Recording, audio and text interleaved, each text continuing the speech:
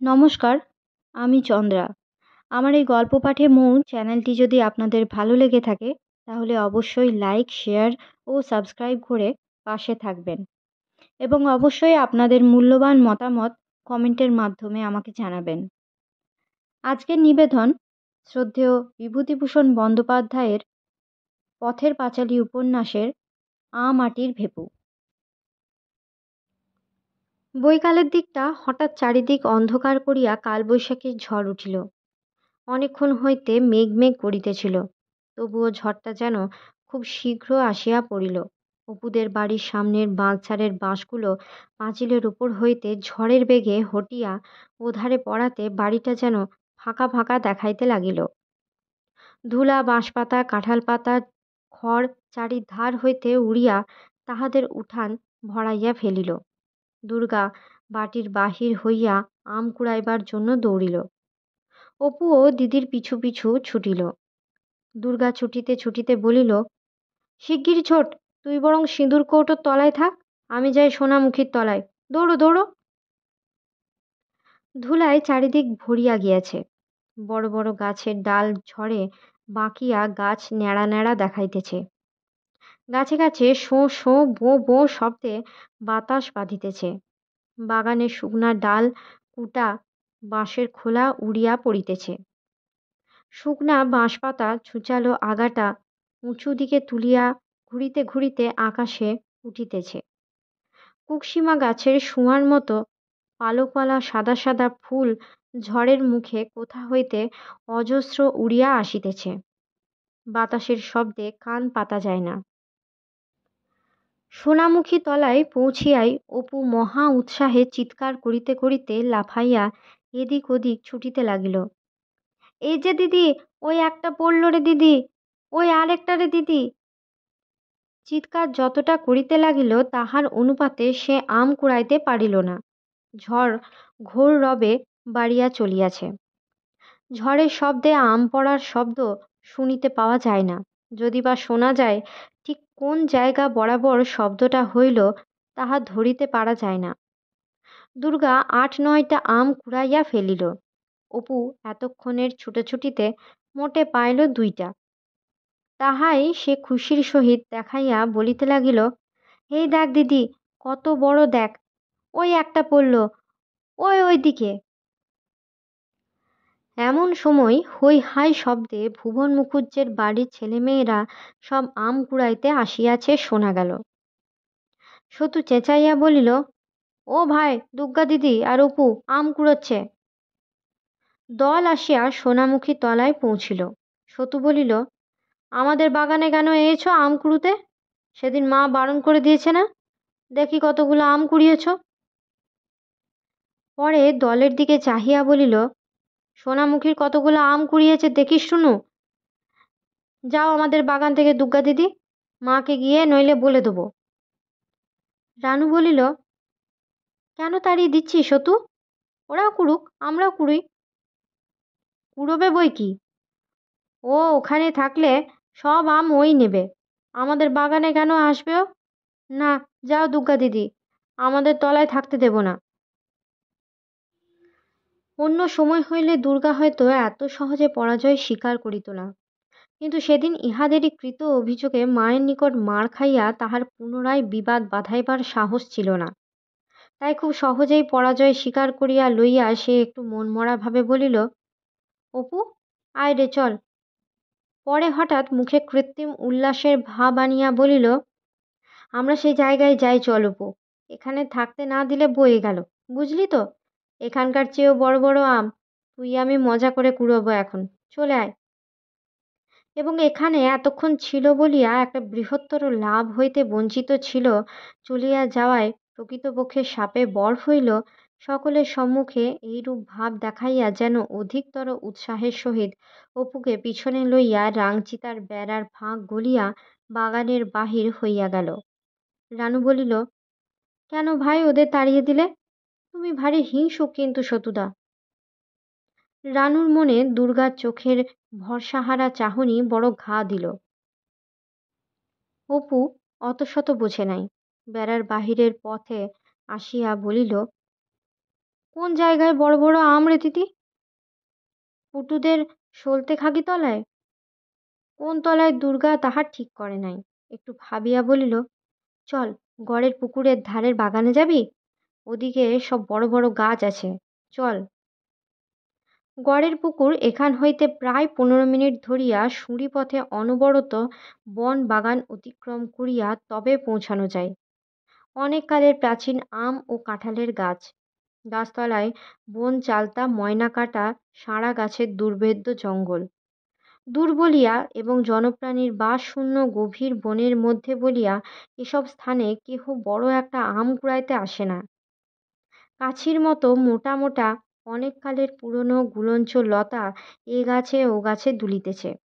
বড় বড় প্রাচীন গাছের তলাকার কাঁটা ভরা ঘন ঝোপ জঙ্গল খুঁজিয়া তলায় পড়া আম বাহির করা সহজসাধ্য তো নহেই, তাহার উপরে ঘনায়মান নিবিড় কৃষ্ণ ঝোড়ো মেঘে ও বাগানের মধ্যের জঙ্গলের গাছের আওতায় এরূপ অন্ধকারের সৃষ্টি করিয়াছে যে কোথায় কি ভালো দেখা যায় না। তবু খুঁজিতে খুঁজিতে নাছোড়বান্দা দুর্গা গোটা 8-10 আম পাইল। হঠাৎ সে বলিয়া উঠিল, ওরে অপু, বৃষ্টি এলো। সঙ্গে সঙ্গে ঝড়টা যেন খানিকক্ষণ একটু নরম হইল। ভিজে মাটির সোঁদা সোঁদা গন্ধ পাওয়া গেল। একটু পরেই মোটা মোটা ফোঁটায় চড়বড় করিয়া গাছের পাতায় বৃষ্টি পড়িতে শুরু করিল। আয়, আমরা এই গাছটায় দাঁড়াই, এখানে বৃষ্টি পড়বে না। দেখিতে দেখিতে চারিদিক ধোঁয়াকার করিয়া মুষলধারে বৃষ্টি নামিল। বৃষ্টির ফোঁটা পড়িবার জোরে গাছের পাতা ছিঁড়িয়া উড়িয়া পড়িতে লাগিল। ভরপুর টাটকা ভিজা মাটির গন্ধ আসিতে লাগিল। ঝড় একটু যেন নরম পড়িয়াছিল, তাহাও আবার বড় বাড়িল। দুর্গা যে গাছতলায় দাঁড়াইয়াছিল, এমনি হয়তো হঠাৎ তথায় বৃষ্টি পড়িত না। কিন্তু পূবে হাওয়ার ঝাপটা গাছতলা ভাসাইয়া লইয়া চলিল, বাড়ি হইতে অনেক দূরে আসিয়া পড়িয়াছে। অপু ভয়ের স্বরে বলিল, ও দিদি, বড্ড যে বৃষ্টি এলো, তুই আমার কাছে আয়। দুর্গা তাহাকে কাছে আনিয়া আঁচল দিয়া ঢাকিয়া কহিল, এ বৃষ্টি আর কতক্ষণ হবে? এই ধরে গেল বলে। বৃষ্টি হলো ভালোই হলো, আমরা আবার সোনামুখী তলায় যাব এখন, কেমন তো? দুইজনে চেঁচাইয়া বলিতে লাগিল, নেবুর পাতায় করম যা, হে বৃষ্টি ধরে যা।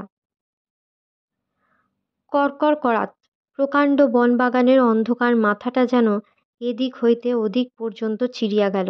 চোখের পলকের জন্য চারিধারে আলো হইয়া উঠিল। সামনের গাছের মগডালে থলো থলো বন ধুধুল ফল ঝড়ে দুলিতেছে। অপু দুর্গাকে ভয়ে জড়াইয়া ধরিয়া বলিল, ও দিদি, ভয় কিরে? রাম রাম বল। রাম রাম রাম রাম। নেবু পাতায় করম চা, হে বৃষ্টি ধরে যা। নেবু পাতায় করম চা, হে বৃষ্টি ধরে যা। নেবু পাতায় করম চা। বৃষ্টির ঝাপটায় তাহাদের কাপড় চুল ভিজিয়া টস টস করিয়া জল ঝরিতে লাগিল।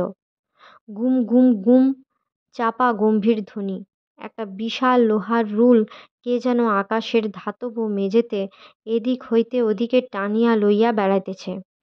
অপু শঙ্কিত সুরে বলিল, ওই দিদি, আবার। ভয় নেই, ভয় কি? আরেকটু সরে আয়। তোর মাথাটা ভিজে যে একেবারে ঝুপড়ি হয়ে গিয়েছে। চারিধারে শুধু মুষলধারে বৃষ্টিপতনের হুঁশ একটানা শব্দ, মাঝে মাঝে দমকা ঝড়ের শোঁ বোঁ রব, ডালপালা ঝাপটের শব্দ, মেঘের ডাকে কানে তালা ধরিয়া যায়। এক একবার দুর্গার মনে হইতেছিল সমস্ত বাগানখানা ঝড়ে মরমর করিয়া ভাঙিয়া উপুর হইয়া তাহাদের চাপা দিল বুঝি। অপু বলিল, দিদি, বৃষ্টি যদি আর না থামে? হঠাৎ ঝটিকা ক্ষুব্ধ অন্ধকার আকাশের এ প্রান্ত হইতে লকলকে আলো জিহ্বা মিলিয়া বিদ্রূপের বিকট অট্টহাস্যের রোল তুলিয়া এক লহমায় ও প্রান্তের দিকে ছুটিয়া গেল। কর কর করাত। সঙ্গে সঙ্গে বাগানের মাথায় বৃষ্টির ধোঁয়ার রাশি চিরিয়া ফাড়িয়া উড়াইয়া ভৈরবী প্রকৃতির উন্মত্ততার মাঝখানে ধরা পড়া দুই অসহায় বালক বালিকার চোখ ঝলসাইয়া তীক্ষ্ণ নীল বিদ্যুৎ খেলিয়া গেল। অপু ভয়ে চোখ বুজিল। দুর্গা শুষ্ক গলায় উপরের দিকে চাহিয়া দেখিল বাজ পড়িতেছে নাকি। গাছের মাথায় বন ধুধুলের ফল দুলিতেছে। সেই বড় লোহার রুলটাকে আকাশের ওদিক হইতে কে যেন আবার এদিকে টানিয়া আনিতেছিল। শীতে অপুর ঠক ঠক করিয়া দাঁতে দাঁত লাগিতেছিল। দুর্গা তাহাকে আরও কাছে টানিয়া আনিয়া শেষ আশ্রয়ের সাহসে বারবার দ্রুত আবৃত্তি করিতে লাগিল। নেবুর পাতায় করম চা, এ বৃষ্টি ধরে যা, নেবুর পাতায় করম চা। ভয়ে তার স্বর কাঁপিতেছিল। সন্ধ্যা হইবার বেশি বিলম্ব নাই। ঝড় বৃষ্টি খানিকক্ষণ থামিয়া গিয়াছে। সর্বজয়া বাহিরের দরজায় দাঁড়াইয়া আছে। পথে জমিয়া যাওয়া বৃষ্টির জলের উপরে ছপ ছপ শব্দ করিতে করিতে রাজকৃষ্ণ পালিতের মেয়ে আশালতা পুকুরের ঘাটে যাইতেছিল। সর্বজয়া জিজ্ঞাসা করিল, হ্যাঁ মা, দুর্গার অপুকে দেখেছিস ওদিকে? আশালতা বলিল, না খুড়িমা, দেখিনি তো, কোথায় গিয়েছে? তারপর হাসিয়া বলিল, কি ব্যাং ডাকানি জল হয়ে গেল খুড়িমা। সেই ঝড়ের আগে দুজনে বেরিয়েছে আম কুড়োতে যাই বলে, আর তো ফেরেনি। এই ঝড় বৃষ্টি গেল, সন্ধে হলো। ও মা, কোথায় গেল তবে? সর্বজয়া উদ্বিগ্ন মনে বাড়ির মধ্যে ফিরিয়া আসিল। কি করিবে ভাবিতেছে, এমন সময় খিড়কির দরজা ঠেলিয়া খুলিয়া আপাদমস্তক সিক্ত অবস্থায় দুর্গা আগে আগে একটা ঝুনা নারিকেল হাতে ও পিছনে পিছনে অপু একটা নারিকেলের বাগলো টানিয়া লইয়া বাড়ি ঢুকিল। সর্বজয়া তাড়াতাড়ি ছেলে মেয়ের কাছে গিয়া বলিল, ও মা, আমার কি হবে? ভিজে যে সব একেবারে পান্তা ভাত হয়েছিস। কোথায় ছিলি বৃষ্টির সময়? ছেলেকে কাছে আনিয়া মাথায় হাত দিয়া বলিল, ও মা, মাথা যে ভিজে একেবারে জুপড়ি। পরে আহ্লাদের সহিত বলিল, নারকোল কোথায় পেলি রে দুর্গা? অপু ও দুর্গা দুজনেই চাপা কণ্ঠে বলিল, চুপ চুপ মা, সেজ জেঠিমা বাগানে যাচ্ছে, এই গেল। ওদের বাগানের বেড়ার ধারের দিকে যে নারকোল গাছটা, ওর তলায় পড়েছিল। আমরাও বেরোচ্ছি, সেজ জেঠিমাও ঢুকলো। দুর্গা বলিল, অপুকে তো ঠিক দেখেছে, আমাকেও বোধহয় দেখেছে। পরে সে উৎসাহের সঙ্গে অথচ চাপা সুরে বলিতে লাগিল, একেবারে গাছের গোড়ায় পড়েছিল মা, আগে আমি টের পাইনি। সোনামুখী তলায় যদি আম পড়ে থাকে, তাই দেখতে গিয়ে দেখি বাগলোটা পড়ে রয়েছে। অপুকে বললাম, অপু বাগলোটা নে, মার ঝাঁটার কষ্ট ঝাঁটা হবে। তারপরেই দেখি হস্তস্থিত নারকোলটার দিকে উজ্জ্বল মুখে চাহিয়া বলিল, বেশ বড় না মা? অপু খুশির সুরে হাত নাড়িয়া বলিল, আমি অমনি বাগলোটা নিয়েই ছুট। সর্বজয়া বলিল, বেশ বড় দোমালা নারকেলটা, ছেচতলায় রেখে দে, জল দিয়ে নেব। অপু অনুযোগের সুরে বলিল, তুমি বলো না মা, নারকোল নেই, নারকোল নেই। এই তো হলো নারকোল, এইবার কিন্তু বড়া করে দিতে হবে, আমি ছাড়বো না কখনো। বৃষ্টির জলে ছেলেমেয়ের মুখ বৃষ্টি ধোয়া জুঁই ফুলের মতো সুন্দর দেখাইতেছিল। ঠান্ডায় তাহাদের ঠোঁট নীল হইয়া গিয়াছে, মাথার চুল ভিজিয়া কানের সঙ্গে ল্যাপটাইয়া লাগিয়া গিয়াছে। সর্বজয়া বলিল, আয় সব কাপড় ছাড়িয়ে দিয়ে আগে, পায়ে জল দিয়ে রোয়াকে ওঠ সব। খানিক পরে সর্বজয়া কুয়োর জল তুলিতে ভুবন মুখুজ্জের বাড়ি গেল।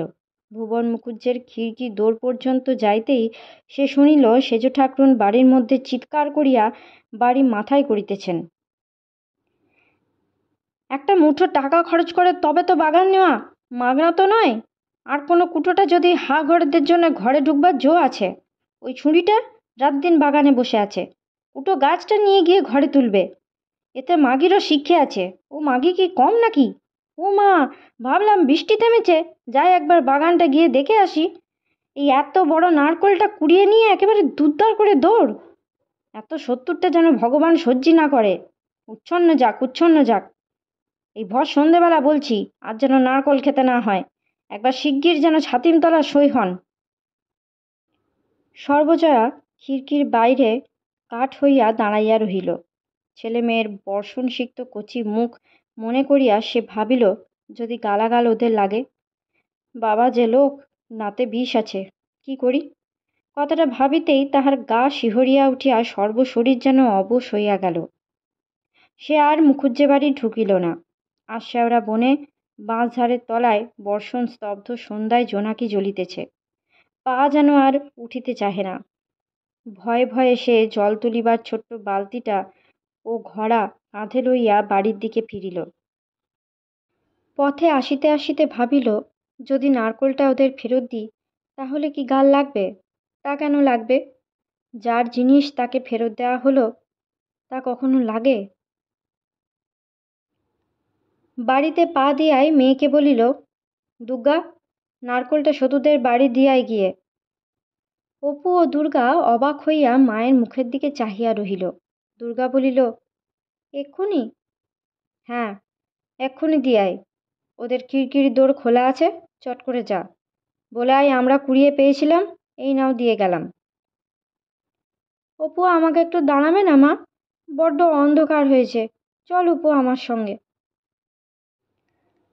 ছেলে মেয়ে চলিয়া গেলে সর্বজয়া তুলসীতলায় প্রদীপ দিতে দিতে গলায় আঁচল দিয়া প্রণাম করিয়া বলিল, ঠাকুর, নারকোল ওরা শত্রুতা করে কুড়িতে যায়নি, সে তো তুমি জানো। এ গাল যেন ওদের না লাগে। দোহাই ঠাকুর, ওদের তুমি বাঁচিয়ে বর্তে রেখো ঠাকুর। ওদের তুমি মঙ্গল করো। তুমি ওদের মুখের দিকে চেয়েও, দোহাই ঠাকুর। গ্রামের প্রসন্ন গুরুমশাই বাড়িতে একখানা মুদির দোকান করিতেন এবং দোকানেরই পাশে তাহার পাঠশালা ছিল। বেদ ছাড়া পাঠশালায় শিক্ষাদানের বিশেষ উপকরণ বাহুল্য ছিল না। তবে এই বেতের উপরে অভিভাবকদের বিশ্বাস গুরুমহাশয়ের অপেক্ষা কিছু কম নয়। তাই তাহারা গুরুমশাইকে বলিয়া দিয়াছিলেন, ছেলেদের শুধু পা খোঁড়া এবং চোখ কানা না হয় এইটুকু মাত্র নজর রাখিয়া তিনি যত ইচ্ছা বেদ চালাইতে পারেন। গুরু মহাশয়ও তাহার শিক্ষাদানের উপযুক্ত ক্ষমতা ও উপকরণের অভাব একমাত্র বেতের সাহায্যে পূর্ণ করিবার চেষ্টায় এরূপ বেপরোয়াভাবে বেদ চালাইয়া থাকেন যে ছাত্রগণ পা খোঁড়া ও চক্ষু কানা হওয়ার দুর্ঘটনা হইতে কোনরূপে প্রাণে বাঁচিয়া যায় মাত্র। পৌষ মাসের দিন অপু সকালে লেপ মুড়ি দিয়া রৌদ্র উঠিবার অপেক্ষায় বিছানায় শুইয়াছিল। মা আসিয়া ডাকিল, অপু, ওঠ শিগগির করে, আজ তুমি যে পাঠশালায় পড়তে যাবে। কেমন সব বই আনা হবে তোমার জন্য, সেলেট। হ্যাঁ, ওঠো, মুখ ধুয়ে নাও। উনি তোমায় সঙ্গে করে নিয়ে পাঠশালায় দিয়ে আসবেন। পাঠশালার নাম শুনিয়া অপু সদ্য নিদ্রোত্থিত চোখ দুটি তুলিয়া অবিশ্বাসের দৃষ্টিতে মায়ের মুখের দিকে চাহিয়া রহিল। তাহার ধারণা ছিল যে যাহারা দুষ্টু ছেলে, মার কথা শোনে না, ভাই বোনদের সঙ্গে মারামারি করে, তাহাদেরই শুধু পাঠশালায় পাঠানো হইয়া থাকে। কিন্তু সে তো কোনোদিন ওরূপ করে না, তবে সে কেন পাঠশালায় যাইবে? খানিক্ষণ পরে সর্বজয়া পুনরায় আসিয়া বলিল, ওঠো অপু, মুখ ধুয়ে নাও। তোমায় অনেক করে মুড়ি বেঁধে দেবো এখন। পাঠশালায় বসে বসে খেও এখন, লক্ষ্মী মানিক। মায়ের কথার উত্তরে সে অবিশ্বাসের সুরে বলিল, ইহ। পরে মায়ের দিকে চাহিয়া জিভ বাহির করিয়া চোখ বুজিয়া এক প্রকার মুখভঙ্গি করিয়া রহিল। উঠিবার লক্ষণ দেখাইল না। কিন্তু অবশেষে বাবা আসিয়া পড়াতে অপুর বেশি জারিজুরি খাটিল না, যাইতে হইল। মার প্রতি অভিমানে তাহার চোখে জল আসিতেছিল। খাবার বাঁধিয়া দিবার সময় বলিল, আমি কখনো আর বাড়ি আসছি নে, দেখো। ষাট ষাট, বাড়ি আসবি নাকি? ও কথা বলতে নেইছি। পরে তাহার চিবুকে হাত দিয়া চুমু খাইয়া বলিল, খুব বিদ্যে হোক, ভালো করে লেখাপড়া শেখো, তখন দেখবে তুমি কত বড় চাকরি করবে, কত টাকা হবে তোমার, কোনো ভয় নেই। ওগো, তুমি গুরুমশাইকে বলে দিও যেন ওকে কিছু না বলে। পাঠশালায় পৌঁছাইয়া দিয়া হরিহর বলিল, ছুটি হবার সময় আমি আবার এসে তোমাকে বাড়ি নিয়ে যাব অপু। বসে বসে লেখো, গুরুমশায়ের কথা শুনো, দুষ্টুমি করো না যেন। খানিকটা পরে পিছন ফিরিয়া অপু চাহিয়া দেখিল বাবা ক্রমে পথের বাঁকে অদৃশ্য হইয়া গেল। অকুল সমুদ্র। সে অনেকক্ষণ মুখ নিচু করিয়া বসিয়া রহিল। পরে ভয়ে ভয়ে মুখ তুলিয়া চাহিয়া দেখিল গুরু মহাশয় দোকানের মাচায় বসিয়া দাড়িতে সৈন্ধব লবণ ওজন করিয়া কাহাকে দিতেছেন। কয়েকটি বড় বড় ছেলে আপন আপন চাটাইয়া বসিয়া নানারূপ কুস্বর করিয়া কি পড়িতেছে ও ভয়ানক দুলিতেছে। তাহার অপেক্ষা আর একটু ছোট একটি ছেলে খুঁটিতে ঠেস দিয়া আপন মনে পাত্তারের তালপাতা মুখে পুরিয়া চিবাইতেছে।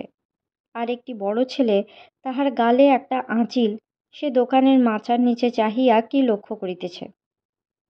তাহার সামনে দুজন ছেলে বসিয়া স্লেটে একটা ঘর আঁকিয়া কি করিতেছিল। একজন চুপি চুপি বলিতেছিল, আমি এই ঢেড়া দিলাম। অন্য ছেলেটি বলিতেছিল, এই আমার গোল্লা। সঙ্গে সঙ্গে তার স্লেটে আঁক পড়িতেছিল ও মাঝে মাঝে আর চোখে বিক্রয়রত গুরু মহাশয়ের দিকে চাহিয়া দেখিতেছিল। অপু নিজের স্লেটে বড় বড় করিয়া বানান লিখিতে লাগিল। কতক্ষণ পরে ঠিক জানা যায় না, গুরু মহাশয় হঠাৎ বলিলেন, এই ফোনে স্লেটে ওসব কি হচ্ছে রে? সম্মুখের সেই ছেলে দুটি অমনি স্লেটখানা চাপা দিয়া ফেলিল, কিন্তু গুরু মহাশয়ের সেন দৃষ্টি এড়ানো বড় শক্ত। তিনি বলিলেন, এই সতে ফোনে স্লেটটা নিয়ে আয় তো। তাহার মুখের কথা শেষ হইতে না হইতে বড় আঁচিলওয়ালা ছেলেটা ছোঁ মারিয়া স্লেটখানা উঠাইয়া লইয়া গিয়া দোকানের মাচার উপরে হাজির করিল। এসব কি লেখা হচ্ছে স্লেটে? সতে, ধরে নিয়ে আয় তো দুজনকে, কান ধরে নিয়ে আয়। যেভাবে বড় ছেলেটা ছোঁ মারিয়া স্লেট লইয়া গেল এবং যেভাবে বিপন্ন মুখে সামনের ছেলে দুটি পায়ে পায়ে গুরু মহাশয়ের কাছে যাইতেছিল, তাহাতে হঠাৎ অপুর বড় হাসি পাইল। সে ফিক করিয়া হাসিয়া ফেলিল। পরে খানিকটা হাসি চাপিয়া রাখিয়া আবার ফিক ফিক করিয়া হাসিয়া উঠিল। গুরু মহাশয় বলিলেন, হাসে গে? হাসছ কেন খোকা? এটা কি নাট্যশালা? হ্যাঁ, এটা নাট্যশালা নাকি? নাট্যশালা কি অপু তাহা বুঝিতে পারিল না, কিন্তু ভয়ে তাহার মুখ শুকাইয়া গেল। সতে, একখানা থান ইট নিয়ে আয় তো তেঁতুলতলা থেকে, বেশ বড় দেখে। অপু ভয়ে আড়ষ্ট হইয়া উঠিল, তাহার গলা পর্যন্ত কাঠ হইয়া গেল। কিন্তু ইট আনিতে হইলে সে দেখিল ইটের ব্যবস্থা তাহার জন্যে নহে, ওই ছেলে দুটির জন্য। বয়স অল্প বলিয়াই হোক বা নতুন ভর্তি বলিয়াই হোক, গুরু মহাশয় সে যাত্রা তাহাকে রেহাই দিলেন। পাঠশালা বসিত বৈকালে। সব শুদ্ধ ৮-১০টি ছেলে মেয়ে পড়িতে আসে। সকলেই বাড়ি হইতে ছোট ছোট মাদুর আনিয়া পাতিয়া বসে। অপুর মাদুর নাই। সে বাড়ি হইতে একখানা জীর্ণ কার্পেটের আসন আনে। যে ঘরটায় পাঠশালা হয় তার কোনো দিকে বেড়া না, দেওয়াল কিছুই নেই, চারিধারে খোলা। ঘরের মধ্যে সারি দিয়া ছাত্রগণ বসে। পাঠশালা ঘরের চারিপাশে বন, পিছন দিকে গুরু মহাশয়ের পৈতৃক আমলের বাগান। অপরাহ্নের তাজা গরম রৌদ্র বাতাবি লেবু, গাব ও পেয়ারাফুলি আম গাছটার ফাঁক দিয়া পাঠশালার ঘরের বাঁশের খুঁটির গায়ে আসিয়া পড়িয়াছে। নিকটে অন্য কোনো দিকে বাড়ি নাই, শুধু বন ও বাগান। একধারে একটা যাতায়াতের সরু পথ।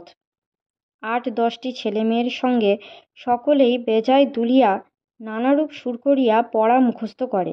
মাঝে মাঝে গুরু মহাশয়ের গলা শোনা যায়, এই ক্যাবলা, ওর সেলেটের দিকে চেয়ে কি দেখছিস? কান মলে ছিঁড়ে নেবো একেবারে। নটু, তোমার কবার নেতি ভিজুতে হবে?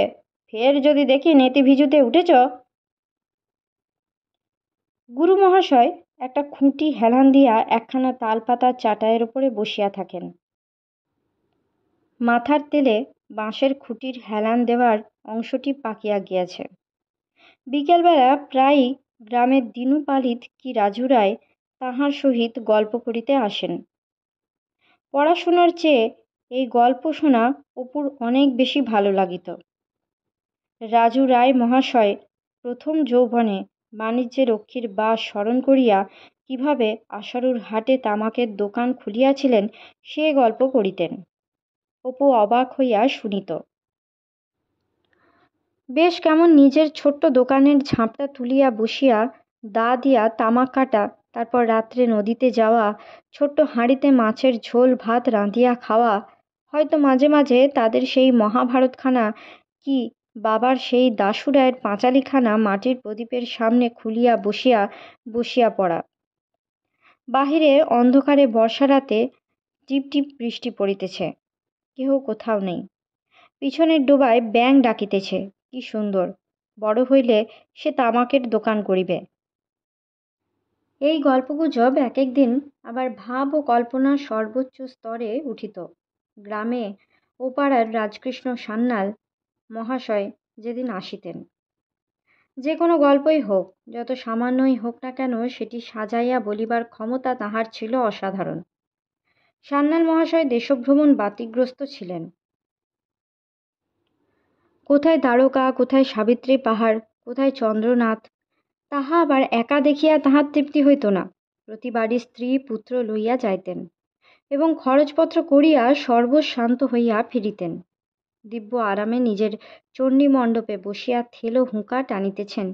মনে হইতেছে সান্যাল মহাশয়ের মতন নিতান্ত ঘরোয়া সেকেলে পাড়াগাঁয়ের প্রচুর অবসরপ্রাপ্ত গৃহস্থ বেশি আর বুঝি নাই। পৈতৃক চণ্ডীমণ্ডপে শেকড় গাড়িয়া বসিয়াছেন। হঠাৎ একদিন দেখা গেল সদর দরজায় তালা বন্ধ। বাড়িতে জনপ্রাণী সাড়া নাই। ব্যাপার কি? সান্যাল মশাই সপরিবারে বিন্ধ্যাচল না চন্দ্রনাথ ভ্রমণে গিয়াছেন। অনেক দিন আর দেখা নেই। হঠাৎ একদিন দুপুরবেলা ঠুকঠুক শব্দে লোকে সবিস্ময়ে চাহিয়া দেখিল, দুই গরুর গাড়ি বোঝাই হইয়া সান্যাল মশাই সপরিবারে বিদেশ হইতে প্রত্যাগমন করিয়াছেন ও লোকজন ডাকাইয়া হাঁটু সমান উঁচু জলবিছুটি ও অর্জুন গাছের জঙ্গল কাটিতে কাটিতে বাড়ি ঢুকিতেছেন। একটা মোটা লাঠি হাতে তিনি লম্বা লম্বা পা ফেলিয়া পাঠশালায় আসিয়া উপস্থিত হইতেন। এই যে প্রসন্ন, কিরকম আছো? বেশ জাল পেতে বসেছ যে, কটা মাছি পড়ল? নামটা মুখস্থরত অপুর মুখ অমনি অসীম আহ্লাদে উজ্জ্বল হইয়া উঠিত। সান্যাল মশাই যেখানে তালপাতার চাটায় টানিয়া বসিয়াছেন, সেদিকে হাতখানেক জমি উৎসাহে আগাইয়া বসিত। স্লেট বই মুড়িয়া একপাশে রাখিয়া দিত, যেন আজ ছুটি হইয়া গিয়াছে, আর পড়াশোনার দরকার নেই। সঙ্গে সঙ্গে তাহার ডাগর ও উৎসুক চোখ দুটি গল্পের প্রত্যেক কথা যেন দুর্ভিক্ষের ক্ষুধার আগ্রহে গিলিত। কুঠির মাঠের পথে যে জায়গাটাকে এখন নালতাকুড়ির জোল বলে, ওইখানে আগে, অনেক কাল আগে, গ্রামের মতি হাজরার ভাই চন্দর হাজরা কি বনের গাছ কাটিতে গিয়াছিল। বর্ষাকাল, এখানে ওখানে বৃষ্টির জলের তোড়ে মাটি খসিয়া পড়িয়াছিল। হঠাৎ চন্দর হাজরা দেখিল এক জায়গায় যেন একটা পিতলের হাঁড়ির কানা মতো মাটির মধ্যে হইতে একটুখানি বাহির হইয়া আছে। তখনই সে খুঁড়িয়া বাহির করিল। বাড়ি আসিয়া দেখে এক হাঁড়ি সেকেলে আমলের টাকা। তাই পাইয়া চন্দর হাজরা দিন কত খুব বাবুগিরি করিয়া বেড়াইল। এসব সান্যাল মহাশয়ের নিজের চোখে দেখা। এক একদিন রেল ভ্রমণের গল্প উঠিত। কোথায় সাবিত্রী পাহাড় আছে, তাহাতে উঠিতে তাহার স্ত্রী কিরকম কষ্ট হইয়াছিল, নাভি গয়ায় পিণ্ড দিতে গিয়া পাণ্ডার সঙ্গে হাতাহাতি হইবার উপক্রম। কোথাকার এক জায়গায় একটা খুব ভালো খাবার পাওয়া যায়। সান্যাল মহাশয় নাম বলিলেন পেঁড়া। নামটা শুনিয়া অপুর ভারী হাসি পাইয়াছিল। বড় হইলে সে পেঁড়া কিনিয়া খাইবে। আর একদিন সান্যাল মশাই একটা কোন জায়গার গল্প করিতেছিলেন। সে জায়গায় নাকি আগে অনেক লোকের বাস ছিল। সন্ধ্যার সময় তেঁতুলের জঙ্গলের মধ্যে দিয়া তাহারা সেখানে যান। সান্যাল মশাই বারবার সে জিনিসটা দেখিতে যান। তাহার নাম বলিতেছিলেন চিকা মসজিদ। কি জিনিস তাহা প্রথমে সে বুঝিতে পারে নাই। পরে কথাবার্তার ভাবে বুঝিয়াছিল একটা ভাঙা পুরনো বাড়ি। অন্ধকার প্রায় হইয়া আসিয়াছিল। তাহারা ঢুকিতেই এক ঝাঁক চামচিকা সাঁ করিয়া উড়িয়া বাহির হইয়া গেল। অপু বেশ কল্পনা করিতে পারে। চারিধারে অন্ধকার তেঁতুল জঙ্গল, কেউ কোথাও নেই, ভাঙা পুরনো দরজা। যেমন সে ঢুকিল অমনি সাঁ করিয়া চামচিকার দল পালাইয়া গেল। রানুদের পশ্চিম দিকের চোরা কুঠুরির মতো অন্ধকার ঘরটা। কোন দেশে সান্যাল মহাশয় একজন ফকিরকে দেখিয়াছিলেন। সে এক অশ্বত্থতলায় থাকিত। এক ছিলিম গাঁজা পাইলে সে খুশি হইয়া বলিত, আচ্ছা, কোন ফল তোমরা খাইতে চাও বলো। পরে ঈপ্সিত ফলের নাম করিলে সে সম্মুখের যে কোনো একটা গাছ দেখাইয়া বলিত, যাও, ওখানে গিয়া লইয়া আসো। লোকে গিয়া দেখিত হয়তো আম গাছে বেদানা ফলিয়া আছে, কিংবা পেয়ারা গাছে কলার কাঁদি ঝুলিয়া আছে। রাজুরাই বলিতেন, ওসব মন্তরতন্ত্রের খেলা আর কি। সেবার আমার এক মামা দ্বিজুপালিত কথা চাপা দিয়া বলিতেন, মন্তরের কথা যখন ওঠালে তখন একটা গল্প বলি শোনো। গল্প নয়, আমার সচক্ষে দেখা। বেলডাঙার বুধো গাড়োয়ানের তোমরা দেখেছ কেউ? দ্বিজুপালিত কথা চাপা দিয়া বলিতেন, মন্তরের কথা যখন ওঠালে তখন একটা গল্প বলি শোনো। গল্প নয়, আমার স্বচক্ষে দেখা। বেলডাঙায় বুধো গাড়োয়ানকে তোমরা দেখেছ কেউ? রাজু না দেখে থাকো, রাজকৃষ্ণ ভাইয়া তো খুব দেখেছ। কাঠের দড়ি বাঁধো এক ধরনের খড়ম পায়ে দিয়ে বুড়ো বরাবর নিতে কামারের দোকানের লাঙলের ফল পোড়াতে আসতো। 100 বছর বয়সে মারা যায়।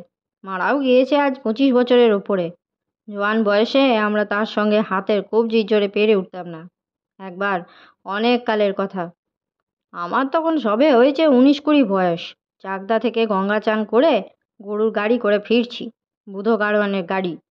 গাড়িতে আমি, আমার খুড়িমা আর অনন্ত মুখুজ্জের ভাইপো রাম, যে আজকাল উঠে গিয়ে খুলনায় বাস করছে। গান শোনার মাঠের কাছে প্রায় বেলা গেল। তখন ওসব দিকে কীরকম ভয় ভীতি ছিল তা রাজকৃষ্ণ ভায়া জানো নিশ্চয়ই। একে মাঠের রাস্তা, সঙ্গে মেয়ে মানুষের দল, কিছু টাকা কড়িও আছে। বড্ড ভাবনা হলো। আজকাল যেখানে নতুন গাঁখানা বসেছে ওই বরাবর এসে হলো কি জানো, জন চারেক সন্ধ্যা মাখা গোছের মিশ কালো লোক এসে গাড়ির পেছন দিকে বাঁশ দুদিক থেকে ধরলে। এদিকে দুজন, ওদিকে দুজন। দেখে তো মশাই আমার মুখে আর রাটা নাই। কোনো রকমে গাড়ির মধ্যে বসে আছি, এদিকে তারাও গাড়ির বাঁশ ধরে সঙ্গেই আসছে, সঙ্গে সঙ্গেই। বুধো গাড়োয়ান দেখি পিট পিট করে পেছন দিকে চাইছে, ইশারা করে আমাদের কথা বলতে বারণ করে দিলে। বেশ আছে। এদিকে গাড়ি একেবারে নবাবগঞ্জ থানার কাছাকাছি এসে বসল। বাজার করে যাচ্ছে। তখন সেই লোক কজন বললে, ওস্তাদজি, আমাদের ঘাট হয়েছে, আমরা বুঝতে পারিনি, ছেড়ে দাও। বুধো গাড়োয়ান বললে, সে হবে না বেটারা, আজ সব থানায় নিয়ে গিয়ে বাঁধিয়ে দেবো। অনেক কাকুতি মিনতির পর বুধো বললে, আচ্ছা যা, ছেড়ে দিলাম এবার, কিন্তু কখনো এরকম আর করিসনি। তবে তারা বুধো গাড়োয়ানের পায়ের ধুলো নিয়ে চলে গেল। আমার সৎ চোখকে দেখা। মন্তরের চোটে ওই যে ওরা বাঁশ ধরে ধরে এসেছে, অমনি ধরেই রয়েছে, আর ছাড়বার সাধ্য নয়। চলেছে গাড়ির সঙ্গে, একেবারে পেরে কাঁটা করে গিয়েছে। তা বুঝলে বাপু, মন্তর টন্তরের কথা। গল্প বলিতে বলিতে বেলা যাইত। পাঠশালার চারিপাশের বন জঙ্গল অপরাহ্নের রাঙা রৌদ্র বাঁকাভাবে আসিয়া পড়িত। কাঁঠাল গাছের জগডুমুর গাছের ডালে ঝোলা গুলঞ্চ লতার গায়ে টুনটুনি পাখি মুখ উঁচু করিয়া বসিয়া দোল খাইত। পাঠশালা ঘরে বনের গন্ধের সঙ্গে লতাপাতার চাটায় ছেঁড়াখোড়া বই দপ্তর, পাঠশালার মাটির মেঝে ও কড়া দা কাটা তামাকের ধোঁয়া সব শুদ্ধ মিলিয়া এক জটিল গন্ধের সৃষ্টি করিত। সে গ্রামের ছায়া ভরা মাটির সঙ্গে একটি মুগ্ধ গ্রাম্য বালকের ছবি আছে। বই দপ্তর বগলে লইয়া সে তাহার দিদির পেছনে পেছনে সাজি মাটি দিয়া কাঁচা সেলাই করা কাপড় পরিয়া পাঠশালা হইতে ফিরিতেছে। তাহার ছোট্ট মাথাটির অমন রেশমের মতো নরম চিক্কণ সুখস্পর্শ চুলগুলি তাহার মা যত্ন করিয়া আঁচড়াইয়া দিয়াছে। তাহার ডাগর ডাগর সুন্দর চোখ দুটিতে কেমন যেন অবাক ধরনের চাহনি, যেন তাহারা কোনো অদ্ভুত জগতে নতুন চোখ মেলিয়া চাহিয়া চাহিয়া দিশাহারা হইয়া উঠিয়াছে। গাছতলায় ঘেরা এইটুকুই কেবল তার পরিচিত দেশ। এখানেই মা রোজ হাতে করিয়া খাওয়ায়, চুল আঁচড়াইয়া দেয়, দিদি কাপড় পরাইয়া দেয়। এই গণ্ডিটুকু ছাড়াইলেই তাহার চারিধারে ঘিরিয়া অপরিচয়ের অকুল জলধি। তাহার শিশু মন থই পায় না। ওই যে বাগানের ওদিকে বাঁশবন, ওর পাশে কাটিয়া যে সরু পথটা ওধারে কোথাও চলিয়া গেল, তুমি বরাবর সোজা যদিও পথটা বাহিয়া চলিয়া যাও, তবে শাঁখারি পুকুরের পাড়ের মধ্যে অজানা গুপ্তধনের দেশে পড়িবে। বড় গাছের তলায় সেখানে বৃষ্টির জলে মাটি খসিয়া পড়িয়াছে। কত মোহর ভরা হাঁড়ি কলসির কানা বাহির হইয়াছে অন্ধকার বনঝোপের নিচে। কচু ওল ও বনকলমির চকমকে সবুজ পাতার আড়ালে চাপা, কেউ জানে না কোথায়। একদিন পাঠশালায় এমন একটি ঘটনা হইয়াছিল যাহা তাহার জীবনের একটি নতুন অভিজ্ঞতা। সেদিন বৈকালে পাঠশালায় অন্য কেহ উপস্থিত না থাকায় কোনো গল্পগুজব হইল না। পড়াশোনা হইতেছিল। সে গিয়া বসিয়া পড়িতেছিল শিশুবোধক। এমন সময় গুরু মহাশয় বলিলেন, ছেলের ন্যায় শ্রুতিলেখন লেখো। মুখে মুখে বলিয়া গেলেও অপু বুঝিয়াছিল গুরু মহাশয় নিজের কথা বলিতেছেন না, মুখস্থ বলিতেছেন। সে যেমন দাশুরায়ের পাঁচালি ছড়া মুখস্থ বলে, তেমনি। শুনিতে শুনিতে তাহার মনে হইল অনেকগুলো অমন সুন্দর কথা একসঙ্গে পরপর সে কখনো শোনে নাই, ও সকল কথার অর্থ সে বুঝিতেছিল না। কিন্তু অজানা শব্দ ও ললিত পদের ধ্বনি ঝঙ্কার জড়ানো এক অপরিচিত শব্দ সঙ্গীত অনভ্যস্ত শিশুকর্ণের অপূর্ব ঠেকিল, এবং সব কথার অর্থ না বোঝার দরুন কুহেলি ঘেরা অস্পষ্ট শব্দ সমষ্টির পিছন হইতে একটা অপূর্ব দেশের ছবি বারবার উঁকি মারিতেছিল। বড় হইয়া স্কুলে পড়িবার সময় সে বাহির করিয়াছিল ছেলেবেলাকার এই মুখস্থ শ্রুতিলেখন কোথায় আছে। এই সেই জনস্থান মধ্যবর্তী প্রস্রবণ গিরি। ইহার শিখর দেশ আকাশপথে সতত সমীর সঞ্চরমান জলধর পটল সংযোগে নিরন্তর নিবিড় নীলিমায় অলঙ্কৃত। অধিত্যকা প্রদেশ ঘন সন্নিবিষ্ট বন, পাদপসমূহে সমাচ্ছন্ন থাকাতে স্নিগ্ধ শীতল ও রমণীয়। পাদদেশে প্রসন্ন সলিলা গোদাবরী তরঙ্গ বিস্তার করিয়া, সে ঠিক বলিতে পারে না, বুঝিতে পারে না, কিন্তু সে জানে। তাহার মনে হয়, অনেক সময়েই মনে হয়, সেই যে বছর 2 আগে কুঠির মাঠে সরস্বতী পূজার দিন নীলকণ্ঠ পাখি দেখিতে গিয়াছিল, সেদিন মাঠের ধার বাহিয়া একটা পথকে দূরে কোথায় যাইতে দেখিয়াছিল সে। পথটার দুধারে যে কত কি অচেনা পাখি, অচেনা গাছপালা, অচেনা বনঝোপ। অনেকক্ষণ সেদিন সে পথটার দিকে এক দৃষ্টে চাহিয়াছিল। মাঠের ওদিকে পথটা কোথায় যে চলিয়া গিয়াছে তা ভাবিয়া সে কুল পায় নাই। তাহার বাবা বলিয়াছিল, ও সোনাডাঙ্গা মাঠের রাস্তা, মাধবপুর 10 গড়া হয়ে সেই ধলচিতের খেয়াঘাটে গিয়ে মিশেছে। ধলচিতের খেয়াঘাটে নয়, সে জানিত ও পথটা আরও অনেক দূরে গিয়াছে, রামায়ণ মহাভারতের দেশে। সেই অশ্বত্থ গাছের সকলের চেয়ে উঁচু ডালটার দিকে চাহিয়া থাকিলে যাহার কথা মনে ওঠে, সেই বহু দূরের দেশটা। শ্রুতিলিখন শুনিতে শুনিতে সেই 2 বছর আগে দেখা পথটার কথাই তাহার মনে হইয়া গেল। ওই পথের ওধারে অনেক দূরে কোথায় সেই জনস্থান মধ্যবর্তী প্রস্রবণ পর্বত। বনঝোপের স্নিগ্ধ গন্ধে না জানার ছায়া নামিয়া আসা ঝিকিমিকি সন্ধ্যায় সেই স্বপ্নলোকের ছবি তাহাকে অবাক করিয়া দিল। কত দূরে সে প্রস্রবণ গিরির উন্নত শিখর, আকাশপথে সতত সঞ্চরমান মেঘমালায় যাহার প্রশান্ত নীল সৌন্দর্য সর্বদা আবৃত থাকে। সে বড় হইলে যাইয়া দেখিবে। কিন্তু সে বেতসী কণ্টকিত তট, বিচিত্র পুলিনা গোদাবরী, সে শ্যামল জনস্থান, নীল মেঘমালায় ঘেরা সে অপূর্ব শৈলপ্রস্থ রামায়ণে বর্ণিত কোনো দেশে ছিল না। বাল্মীকি বা ভবভূতিও তাহাদের সৃষ্টিকর্তা নহেন। কেবল অতীত দিনের কোনো পাখি ডাকা গ্রাম্য সন্ধ্যায় এক মুগ্ধমতী গ্রাম্য বালকের অপরিণত শিশু কল্পনার দেশে তাহারা ছিল বাস্তব, একেবারে খাঁটি, অতি সুপরিচিত। পৃথিবী পৃষ্ঠে যাহাদের ভৌগোলিক অস্তিত্ব কোনো কালে সম্ভব ছিল না, শুধু এক অনভিজ্ঞ শৈশব মনেই সে কল্পনা জগতের প্রশ্রবণ পর্বত তাহার সতত সঞ্চরমান মেঘ জালে ঢাকা নীল শিখর মালার স্বপ্ন লইয়া অক্ষয় আসন পাতিয়া বসিল। আজকের মতো গল্প পাঠ এই পর্যন্ত। পরবর্তী অংশ নিয়ে আসবো পরবর্তী ভিডিওতে। সকলে ভালো থাকবেন, সুস্থ থাকবেন এবং পাশে থাকবেন। নমস্কার।